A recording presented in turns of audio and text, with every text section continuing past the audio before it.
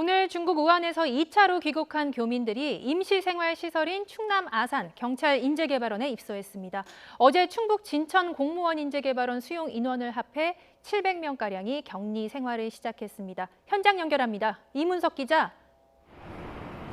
네, 이곳은 충남 아산 경찰인재개발원 앞입니다. 네, 2차로 귀국한 우한 교민들 버스가 별탈 없이 시설 안으로 들어갔나요?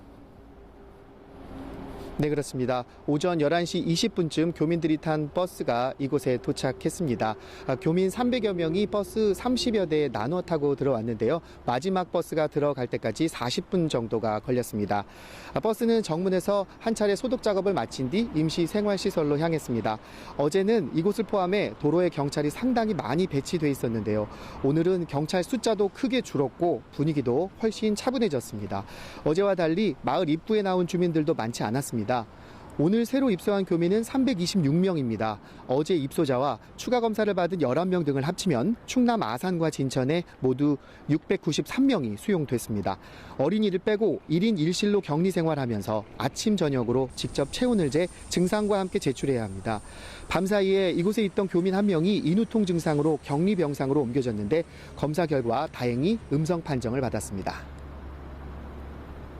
네, 교민들이 이렇게 격리 생활을 하는 거는 혹시 모를 감염을 사전에 막기 위한 겁니다. 그런데 새벽에 경찰인재개발원 정문에 설치한 소독시설이 도장으로 작동하지 않았다면서요. 도대체 왜 이런 일이 생긴 겁니까? 네, 그렇습니다.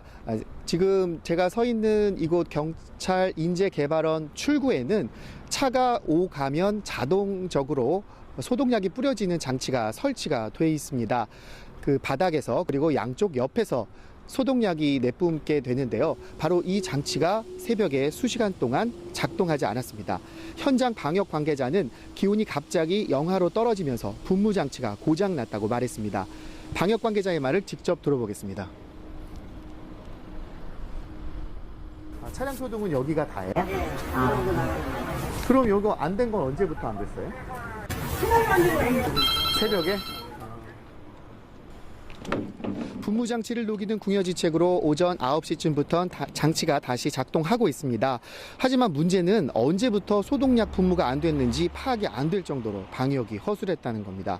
저희 취재진이 오전 7시쯤 도착을 했는데 그 뒤에도 도시락업체 차량과 택시, 경찰버스 등 드나든 차량만 수십 대 있습니다. 당연히 손으로라도 소독약을 뿌리면서 방역 작업을 했어야 했는데 그런 모습은 보이지 않았습니다. 우한 교민들 생활 공간은 철저히 격리돼 있다고 하지만 기본적인 출입구 방역이 수시간 동안 뚫려 있었다는 점은 분명 큰 문제가 아닐 수 없습니다. 지금까지 충남 아산 경찰인재개발원에서 YTN 이문석입니다.